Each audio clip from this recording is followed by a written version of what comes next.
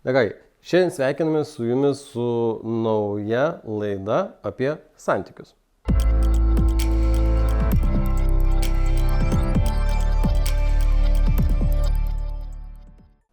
Su manim šiandien Šarūnas, santykių vedlys. Taip galima būtų geriausiai apibūdinti, ar ne? Geriausiai ten kaip kas vadina. Jo, nes tai yra, principė, jūs konsultuojate žmonės santykių reikalais. Dažniausiai santykių krizių ir gyvenimo krizių reikalais. Taip. Tai žmonės pas jumis kreipiasi tada, kada jau ištinka problema? Ne, dažniausiai kreipiasi tada, kada skambina, sako, Šarūnai, pas mus viskas gerai. Ne, nu aišku. O dabar, jeigu rimtai, kas be ko, kai skauda, tada jau kreipiasi ir prašo pagalbos, nes jeigu patys žmonės nesusitvarko, tada jau mes pasijungiam vedliai, psichologai, coacheriai, treneriai, jogai, vat kas gali, kaip gali, padedam, kuom galim. Supratau.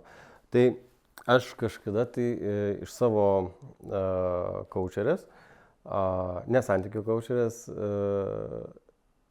tokį pasakojimą man apie santuokas. Kaip santuokos apskritai, kodėl atsirado santuokos.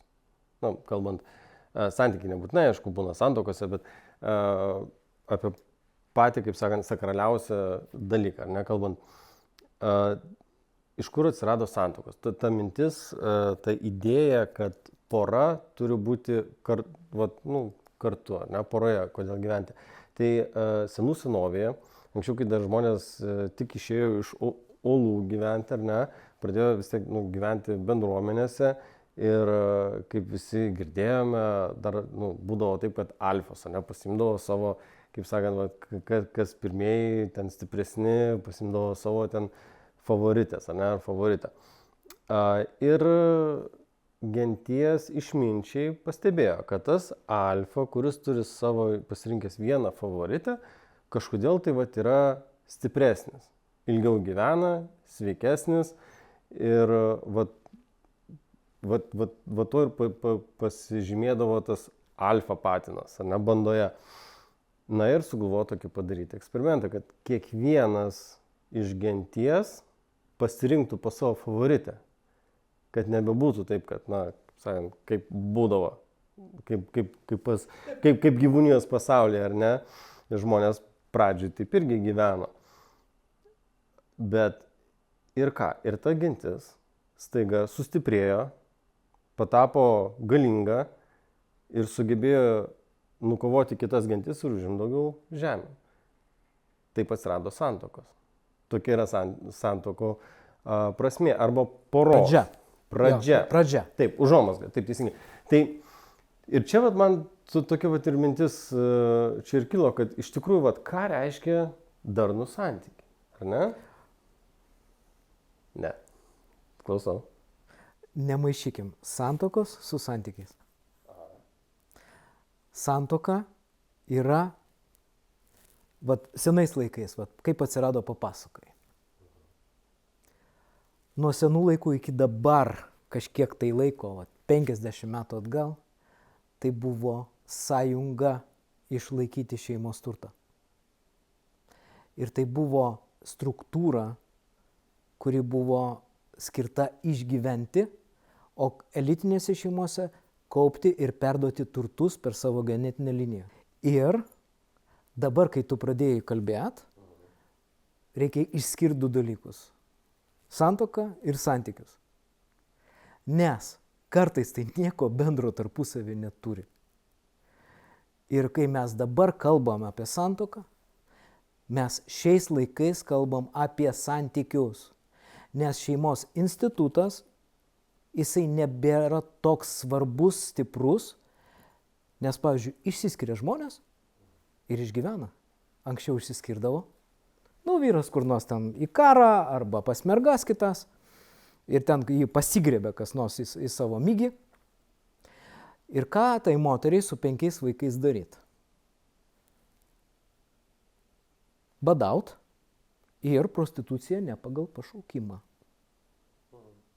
Čia apie kurį laikotarpį mes kalbame apie prieš... Iki 50-100 metų atgal dar tai buvo labai rimtas reikalas. Dar sovietiniais laikais buvo pakankamai dar gajų, bet dabar tai nebetenka prasmės. Ir santuoka tampa santykiais vis labiau ir labiau. Ir santuoka, kai mes kalbam dabar apie santuoką, mes kalbam apie santykių kokybę. Ir dažnai buvo santuokos, bet jose būdavo nesuprasi kokie pagal dabartinius psichologinius kanonus santykiai. Tai yra visa toksika, kuri dabar pasakojama. Vien žodžiu, narcizai, psichopatai, santykių toksika, konfliktai porose. Visa tai buvo 1000 metų, visi visus išdavinėjo, buvo totalus bardakas. Ir tik tai tada tai buvo norma.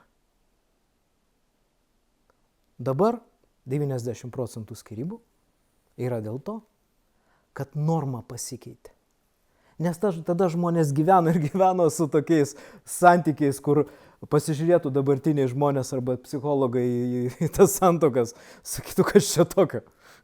Todėl, kad ten buvo biznis, ten buvo išgyvenimo mechanizmas. Bet čia mes ir sugalvojame, kaip sakant, šį apie santykius laidos formatą daryti dėl to, kad patys gyvenami tokiame laikotarpį civilizacijos, kur vis konkuliuoja tie skirtumai, ar ne? Nes vis dar yra šalių, valstybių, kur regionų, kontinentų, ar ne, kur dar tos santuokos, tos senoviškosios, ar ne, santykios vis dar vyksta. Manau, ir civilizuotam vakarų pasaulyje irgi jos vyksta, nes kai prieš apie 2,5 metų buvau Amerikoje, man labai aiškiai paaiškino, kas Amerikoje yra santuoka. Nes mes iš čia gyvendami, mes jau esame girdėję, kad Amerikoje čia 4-5 santuokos per gyvenimą yra normalu.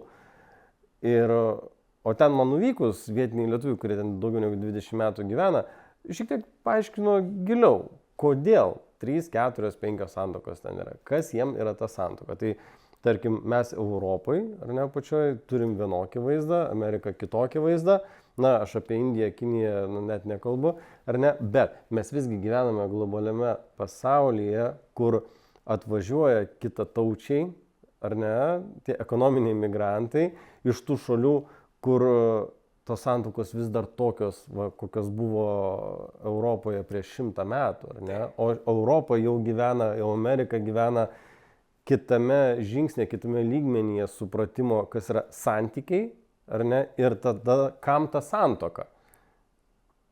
Santykiai ir santuoka, kam ta santuoka, jeigu yra geri santykiai. Ar vis dėlto santuoka yra toks užtvirtinimas, toks moralinis užtvirtinimas, kad čia yra labai geri santykiai. Kaip čia yra dabar? Nepaisant to, kad laikai keičiasi, labiausiai santuoka reikalinga moteriai. Ir kai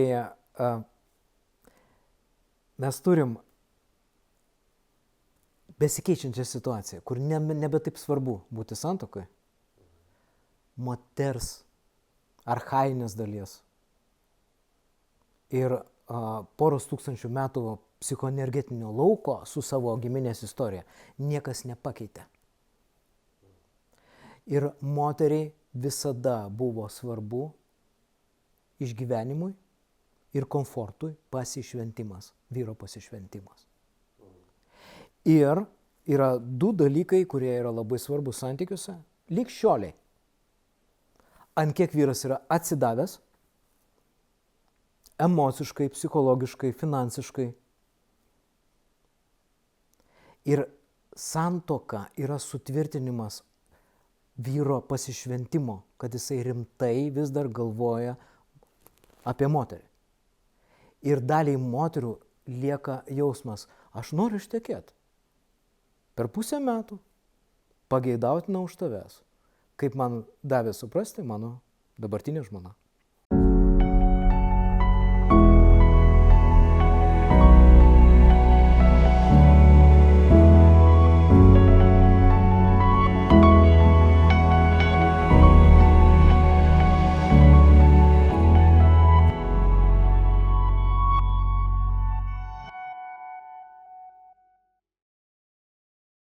pora gali gyventi be santuokos? Gali. Bet reikėtų ko gero pasikonsultuoti prieš tą krizę, taip vadinamą santykių, nes dabar gaunasi, kad jūs kaip specialistas ko gero matote tokį kaip ir atvirkštinį dalyką, negu kad turėtų būti, ar ne? Nors, O kaip turėtų būti? o turėtų būti kaip ir su bet kokia, kaip sakant, profesija. Pirmą praeini universitetą, pramoksti apie dalyką, tada eini praktikuoji. Galbūt taip ir turėtų būti santykis, bet mes galvojam, kad mes viską žinome apie santykius ir taip. Ir todėl tiesiog gyvenam tą gyvenimą ir bandom jį gyventi tokią versiją, kaip įsivaizduojam, kad yra gerai. O kas čia blogo? Bet problemos atsiranda. Kokios problemos? Santykių krizės. Krizės santykių visa žmonijos istorijoje jos buvo. Tik tai mes dabar tai pavadiname blogai. Va čia yra tas įdomus toks momentas, kad kaip man patiko iš mūsų senojo protėvių tikėjimo apie gėrį ir blogį. Supratimas, kad gėris ir blogis šiaip savaime neegzistuoja. Būna arba gerai, arba blogai dalykai. Tai santykiai, sakot, kad yra panašiai taip, kad, priklauso tik tai nuo požiūrio. Taip. Iš principo, dabartiniai laikai yra laisvės laikai ir mes turim daugiau laisvių paeksperimentuoti. Aš tai visą galvoju, kad tai yra iš dalies daugiau problema dėl to, kad mes gyvenam komforto eroje. Mes nebeturim dėl ko taip sunkiai išgyventi, stengtis ir būti prisikabinę prie tam tikrų tiek ekonominių, tiek vat, ir dvasinių reikalų, tiek ir moralinių tų pačių, ar ne, arba vat, įsipareigojimų santuokos. Nes anksčiau tai buvo pragyvenimo, išgyvenimo būdas. Išgyvenimo. Taip. Ir anksčiau pora buvo skirta išgyvenimui. Dabar, kai mums nebereikia išgyventi, mes turim komforte, mes galim eiti į santykių gilį. Arba galim santykėje degraduoti. Mes dabar, kai gavom komfortą, dalis žmonių degraduoja, dalis žmonių eksperimentuoja, dalis žmonių auga psichologiškai ir dvasiškai. Ir kai nebereikia, kai prieš nosį nestovi bado perspektyva ir kai tau reikia atsikelt 5 valandą ryto ir bėgti pastoviai iki pat 11 vakaro ir kristi lovą tam, kad tu išgyventum ir tavo šeima. Apie kokius santykius galvojo žmonija? Galvojo nebent elitas, bet elitas yra 1%. Taip, kas yra tas elitas? Tai praktiškai, nelyskim prie elito, mes esame visi prasčiokų vaikai. Taip. Ir visa žmonija iki šioliai išgyveno, visi normalūs, pavalgė, stogas virš galvos, mylimės, mylim, turim labai rimtų problemų, bet iš principo tu ir aš, mes čia esam. Todėl, kad viskas su ta žmonija 1000 metų buvo gerai. Ar galima paieškoti kaip geriau? Dabar mes šitą klausimą galim užsiduoti kai kurie žmonės, kuriem tai yra įdomu paaugti. Taip, santykiuose, psichologiškai, sėkmėj, dvasingume, bet tai yra programa, bonus. Viskas su mumis yra gerai, mes visi esame žmonės, su visom kliurkom, su įvardintom dabar jau psichologų neurozėm, asmenybės deformacijom, psichiatriniam problemom. Visa tai žmonija turėjo ir turės, šiek tiek tvarkosi. Bet iš principo viskas yra tvarkoje. Vat kaip gerai pasakei Sigitai, priklauso nuo požiūrio. Taip, nes aš, pavyzdžiui, šitoj vietoj irgi lygiai taip pat galvoju, kad iš vienos pusės,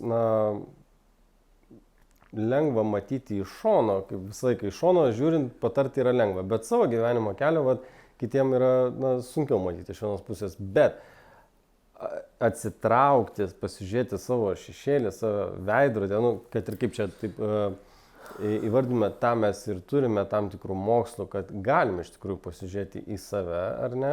Taip. Ir aišku, su laiku ateina su praktika, tas patyrimas, galų gale ateina ir suvokimas, vieniem anksčiau, kitiem vėliau.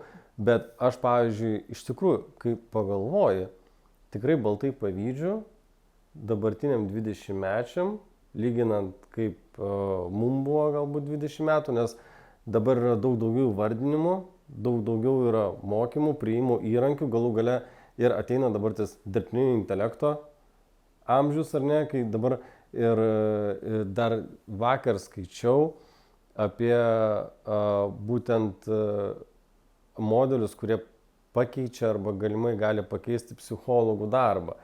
Ir aš taip pagalvoju, žmogus, kuris susiduria su kažkokia tai gyvenimo problema, tai be abejo, kad duombazė internete tau gali labai greitai parašyti apžvalgą ir tave tiesiog nuraminti, kad su tavim viskas gerai. Čia, kaip sakant, tu vienas iš ten 100 000 atvejų nuo vakar, tik tai, nežiūrint pagal amžių praktiką ar ne, bet vis tiek žmogus yra toks labai įdomus padaras, kad tai, kas jam įvyksta, jam atrodo, kad tai yra blogiausia, kas galėjo būti ir jam vieninteliam taip atsitiko. Ir kaip tokiu atveju, kokį patarimą duotumėt žmogui, kuris pateko į tokią situaciją? Kokią? Jam blogai, atsirado kažkokia tai emocinis, nežinau kaip čia. Gerai, blogai. Smūgis, blogai. Blogai. Ašaros, verk nenori gyventi, blogai atrodo, pasaulis sugriuva. Šiuo metu, kas jam bebūtų atsitikę, jis jaučiasi taip blogai. Tai yra, tada mes kalbam apie psichologinį aspektą ar apie dvasinį aspektą, nes dvasinis aspektas yra dūšia. Ir kalbant, taip nukrypstant į temą, apie AI. AI turi jau bazę, algoritmus, kur gali pakeisti mentalinę dalį vedlių ir pakankamai stipriai. Problema yra tame, kad žmogus dalyvauja su žmogum ir poroj, ir su vedliais dirba ne tik tai intelektas, dirba dūšia. Santykiai, draugystė yra apie dūšios virpėjimą, apie dūšią į dūšią kartu. Ir kol kas technologijos dar negali simuliuoti to mistinio dalyko kaip dūšia. Mes galų galia turim kažkaip uždirbti babkes, kad kažkaip savęs sureklamuoti ir kažkaip tas babkes traukti iš klientų, kad jie nenueitų paskui jai. Tai buvo bairis. Bet aš grįžtu atgal nuo AI ir žmogus turi mentalinės problemas ir turi būsenos problemas, kur viskas yra susiję. Ir jeigu blogai žmogui, bloga. Reikia tvarkyti galvą, reikia tvarkyti požiūrį, reikia tvarkyti emocinę higieną. Ir realiai, žmogui blogai, nuo ko pradėsim? O čia jau pas bent ką eini ir aiškinės ir tvarkaisi.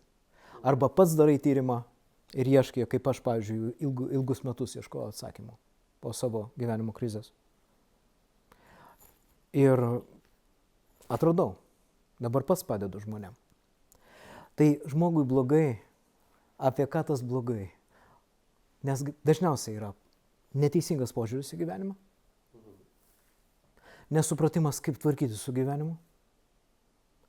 Ir kai kalbėjai, Sigitai, šiek tiek dvelkia savo, pavyzdžiui, tu pasakoji, kad tu pavydė 20-mečiam šiuolaikiniam. O aš tai turėčiau dar ir toliau pavydėti, palyginus su amžium. O kas, jeigu tavo gyvenimas buvo tobulas? Nes mes žvilgčiam į šoną ir atrodo, kad kaimynos darže sode didesni pomidorai, žolė žalesnė. Problema yra kame? Kad ta jaunoji karta, jinai turi informacijos bangą, kuri nuplauna. Toliau jinai turi dar daugiau variantų, kaip turi būti. Nes mažiau žinosi, geriau miegos. Todėl pavydas yra tol, kol tu neatsidūrei šitos kartos problemose, nes tu matai jos pliusus iš savo varpinės, bet tu nematai jos iššūkių, o iššūkiai vis naujesni, vis kitokie. Kas kartą, kas 20 metų pastoviai keičiasi poros ir žmonių iššūkiai, požiūris ir tokiu būdu mes ir degraduojam, ir evoliucionuojam ir žmonija juda kažkur patirdama save. Todėl apie tą blogai kalbėti reikia tada jau pradėti gilintis ir tam tada ateini arba pats užduodi klausimus, nes būna atsidaro. Blogai yra ta vieta, nuo kurios galima atsispirti. Nebūtinai pas specialistą, bet pastebėk tokį dalyką. Dalis tavo progreso gyvenime įvyko nuo blogai. Nes blogai yra taškas, kaip yra pasakymas, kol griaustinis nesudundės, mužikas nepersižegnos. Taip? Tai vat dėja mus moko geriausiai klaidos ir blogai. Nes tada mes apsižvalgom, atsipurtom, taip? Ir tik tai tada pradedam užduoti klausimus. O kas? Nes kol mes tempiam, nelabai patogu, nelabai blogai, mesgi bandom prasprausti tą savo požiūrio liniją, kaip mes žiūrim į save ir pasaulį. Kreivai šleivai važiuosi, o taip važiuoja visi. Kam ką nors keist. Ir blogai, kaip mistikai sako, blogai yra smūgis žmogų atstatyti į žmogiškumo kelią. Į jo kelionę, kuriam yra jo vieta. Bet taip kalba mistikai, aš negaliu to patikrinti. Mūsų rekomendacija, kai ieškote dovanos. Patiems mažiausiams 3-9 metų smalsuoliams ideali dovana nuotaikingas ir spalvingas komiksas. Jis linksmai supažindins vaikus su senovės lietuvių mitais, legendomis ir jų herojais. Žadina smalsumą mūsų tautos šaknims. O tiems, kurie nori giliau pasinerti į protėvių išmintį, siūlome paskaityti senojo lietuvių tikėjimo pradžiamokslio knygą. Joje aiškiai ir suprantamai atskleidžiamos mūsų protėvių pasaulėžiūros ir vertybių gelmės. Abu šiuos vertingus leidinius rasite apsilankę svetainėje www.baltumitologija.lt. Vat štai apie ką aš norėjau pasakyti. Mūsų protėviai, mūsų senovės lietuviai pagonys tą ir sakė. Blogio ar gėrio ir neegzistuoja. Yra blogai arba gerai. Tai yra tiesiog ta vieta, į kurią tu, palinksti. Gerai, kol yra gerai, bet nesidžiaug radęs, neverk praradęs, ar ne? Ir tada galų gale kažkas atsitinka, bet tai nėra blogis.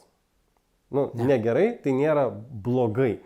Tai yra tas pažadinimo momentas, tada, kada tau jau, kaip sakant, reikia pakrutėti tą linkmę, kur tau yra skirta. Tai čia aš vis sutinku tiesiog, kad matosi tiesiog jaunimas, aišku, prisigaudo dabar tos užsienietiškos informacijos, kurių mūsų lietuvių kalba yra tokia daug turtingesnė, vis dėlto savo žodžių skaičiumi ir deriniais ir istorija galų gale, negu kad, sakykime, anglų, ar ne, anglų yra turtinė kalba. Ir kai pasižiūri tuos, sakykime, motyvacinius ten programas arba dvasingumo, sąmoningumo, jų tas blogai atrodo, kad, jeigu išverstus pažodžiui, tai atrodo blogis yra gėris, kad blogis yra gerai. Bet tas yra problema. Mano tiesiog tą jaunai kartai mano patarimas, kad per daug taip stačia galva nenertų į tą informacijos liūną, tokį didžiulę bangą, nes bet reikėtų kaip ir išgirdai, paklausėjai, kažką paimai, bet dar pergalvok. Nepaimk tai per greitai. Čia yra patarimas, nes tada, kai mes turėjome mažiau informacijos, tai buvo mažiau šitiek problemų. Teisingai. Bet iš kitos pusės, tam tikrais atvejais... Sigitai, tu tą patį darėjai viską. Netikrinai. Aišku, pačioje pradžioje taip ir netikrinau. Ir dabar netikrini. Tikrinau. Ne, tu turi iliuziją. Dabar tu susigalvoji istoriją, kad tu tikrini, nes neįmanoma surinkti 100% informacijos ir priimti teisingą sprendimą. Nes 100% informacijos neegzistuoja ir teisingo sprendimo neegzistuoja. Todėl ramiai paliktų tą jaunimo gerklę ramybėj. Aš juokauju dėl to, kad jie kratai.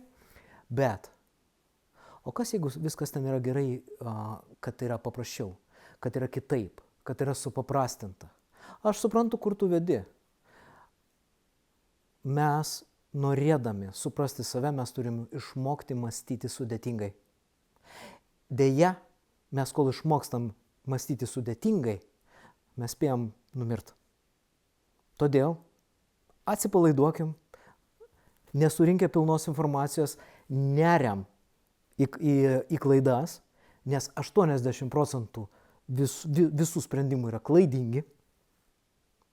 Ir iš principo mus daro išminčiais, pas tuos, kurie yra protingesni, mus daro išminčiais klaidos ir patyrimai tose klaidose, atradimai tose klaidose. Tai iš principo aš kažkaip, žinok, visiškai atsipalaidavęs ties mūsų senimų, mūsų jaunimų, mūsų karta. Viskas čia su visais gerai, tik tai, Sigitai, dar kartą, tu pasakoji ir tu įvardini iš savo požiūrio tam tikrą negerumą. Bet tai yra tik tai tavo požiūris. Nuo manęs. Ir jisai paremtas tik tai tavo patirtim, tavo kriterijais ir tavo kultūriniu mokymu.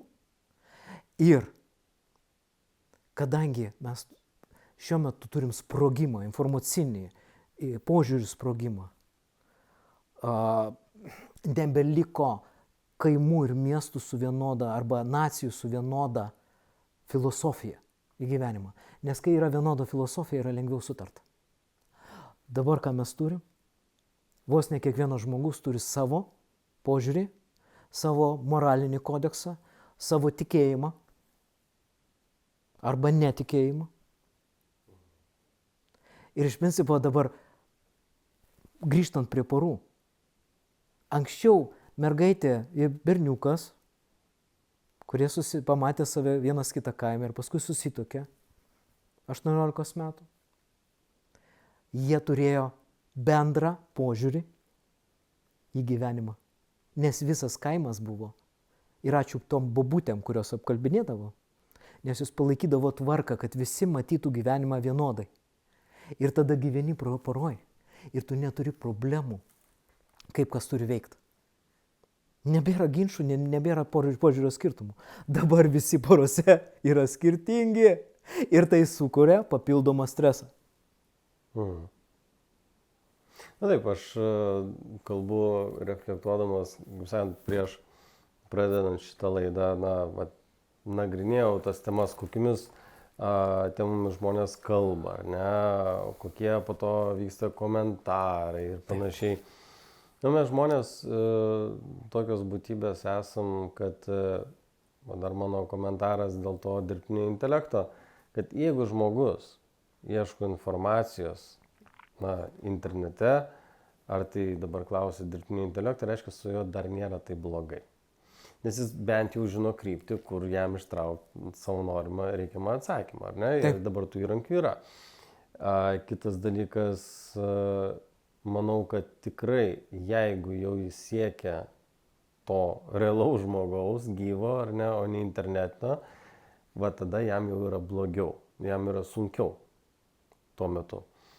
Tai čia tas antras momentas. Trečias, yra žmonės, kurie gyvena, kaip sakant, pavėjui, ar ne, ir gyvena kaip gyvena, bet aš džiaugiuosi tiesiog, kad yra tiek daug šiuo metu įrankių, ar ne, ir atrastų metodų. Mes išmokom kaupti informaciją ir ją sisteminti, ar ne, ir pateikti jau atrodo kaip ir gyvenimo receptą. Kas bus dar už kokių 20-30 metų, jeigu gimus vaiko, ar ne, pradedant darželį eiti, jau galima bus nustatyti programą, jo projekciją, kaip gyvenime jis sėkmingai gyvens. Mes link to einame ir dėl to yra džiugu, kad kiekviena nauja karta vis įdeda tą indėlį į tą civilizacijos technologinį šuolį, kuris faktas, kad praturtina mūsų dvasią ir leidžia ne tik tai komfortiškai gyventi, bet ir laimingiau. Ne. Ne? Ar vis dėlto ne? Bet, Sigitai, pagrindinis punktas yra toks. Ar tu norėtum laiko mašiną persikelt už tų 30 metų, apie kuriuos kalbėjai. Ir pažiūrėt. Mane labiau domintų 250 metų. Gerai, 250, taip? O taip. Domina. Bet tu supranti, kad tu tai nusikelsi su savo požiūriu ir ten bus visiškai kitaip. Lygiai taip pat, jeigu nusikelčiau 4000 metų atgal. Ir tave paprasčiausiai užlaužtų ta sistema, nes tu nesi joje. Tu nesi vis tiek, mes ir nors esam skirtingom požiūrį, bet matas yra panašus. Ir tu būsi arba neandertalietis, arba ateivis toj situacijoje. Ir tave taip užkabins už tai, kad yra ne pagal mane žmonija visiškai kažkur. Pagal mane žmonija nusivažiavo. Mes jau per kartas, per 20 metų sakom. Va. Kiekviena karta pastoviai sako, jaunimas, tai jau nusivažiavo. Pas mus čia buvo viskas gerai. Ir kas įdomiausia,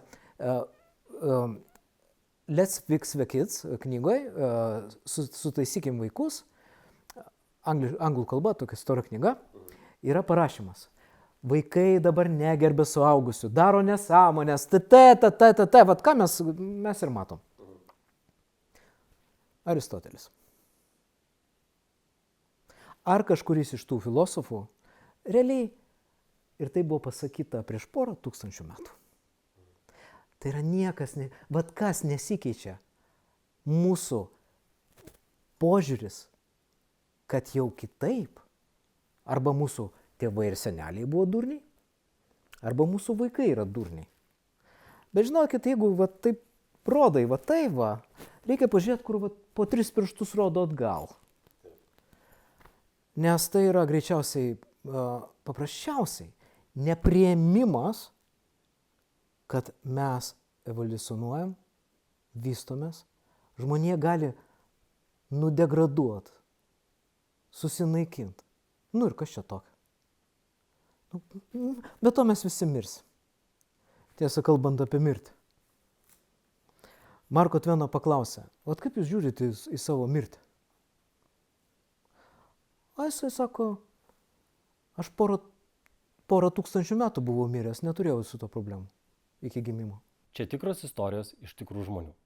Nesurežisuoti pokalbiai apie tai, kas svarbu. Tau rūpi kokybiški santykiai su tavo artimu žmogumi ir dažnai ieškai papildomų žinių, kaip pagerinti bendravimą ir buvimą kartu. Atsakymų visus klausimus turime ir vienišiams. Kviečiame dalyvauti pokalbėse su santykių profesionalais. Už dalyvavimą mūsų laidos partnerių dovanos tau ir tavo artimam žmogui. Manau, kad kiekvienas mūsų žingsnis iš tikrųjų, mūsų požiūris kitą kartą atsilieka nuo to momento, kur mes esam dabar. Nes lygiai taip pat irgi norėjau pakomentuoti, bet ir paminėjau, kad mes visą laiką toje pačioje dienoje gyvenam ir laiko mašinoje, nes visą laiką žiūrim jaunesnį arba vyresnį. Ir matom tos atrodo skirtumus ir kitur žolė žalesnė, vaisiai skanesnė iš vienos pusės. Bet aš ko gero, kai man buvo gal apie kokius 31, gal 32, aš tada atsimenu, kad pradėjau jausti laimę, būti, eiti, nes aš pajutau tą laisvę. Aš tada daugmaž pajutau, kad aš turiu visus galimus įrankius, kurių man gali prireikti ir tik tada pradėjau jausti. Tai aš savo atžvilgiu, gal tik tai, ir kaip čia yra panašiai, kaip sako, jeigu 10 metų atgal galėtum grįžti ir duoti savo kokį patarimą, ar ne? O mes turėtume kaip ir galvoti apie kiekvieną dieną, tarkim, už 10 metų, kur aš būsiu ir kokį aš savo, ko aš noriu, kokį aš savo patarimą duočiau. Ar mes dažnai apie tai susimastom? Jo, o tu susigalvojai, kokį savo patarimą duotum? Oi, pastoju, kiekvieną dieną vis naują prigalvoju. Tai tu galėtum savo parašyti knygą? Aš, tiesą sakant, pradėjau tam tikrus rašinius atskirus rašytis ir kažkada perskaičiau prieš metus, prieš pusmetį, prieš 2 metus rašytojų ir aš šiek tiek išsigandau. Nes aš pamačiau, nes išsigandau gerąją prasme, nes aš save šiek tiek nustebinau, ką aš rašiau tuo metu, nes aš taigi apie tos tekstus pamiršęs. Mano metodas bendrai visą laiką yra rašyti. Ir dar labiau, rašyti ne tik tai savo įprastą dešinę, aš kartais rašau kairę ranką. Ir aš ten matau kito žmogaus raštą. Ir va tas yra įdomiausia, kad kiek dar yra būdų save nustebinti be jokios kitos išorinės pagalbos. Bet aišku, reikia to pirmo, kaip sakant, spyrio. Jo, ir žinai, iš principo apie spyrį pakalbėjom, bet tu paminėjai vieną iš pagrindinių kodinių žmonijos žodžių. Nustebinti, stebėti, vystytis, liudyti. Realiai tai yra žmonijos pagrindinis variklis. Rinkti patirtis, nustebinti save. Pats toks fainiausias žmonijos punktas yra plėstis, pažinti, atrasti. Nebūtinai vystantis į aukštį, nes tas aukštis yra sąlyginis dalykas. Kartais ir degradacijoje mes pažįstam labai keistus ir įdomus dalykus.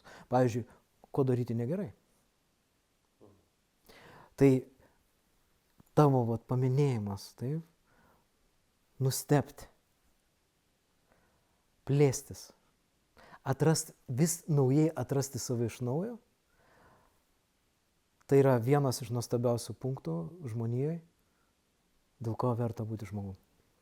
Taip, ir aišku, mes čia galėtume daug kalbėti, bet mes šiandien turim atvejį, tokį įdomų žmogaus, kaip sakant, gyvenimo didelį istoriją, kurį pamatysite neužilgo. Aš manau, kad kol kas mūsų pokalbį čia uždėsim tašką su palinkėjimu iš tikrųjų, kad žmonės nebijotų savo, ko gero, situacijos. Čia mano asmeniškai, o ko palinkėtum tu? Kalbant apie šios dienos temą, jums nereikia už 10 metų grįžti ir kažkam savo perduoti. Bet jeigu jau norėtumėt kažką perduoti, tai perduokit tokią žinutę. Su tavim viskas gerai. Visada buvo, ir yra, ir bus. Tik tai reikia tai atrasti. Ačiū. Ačiū tau.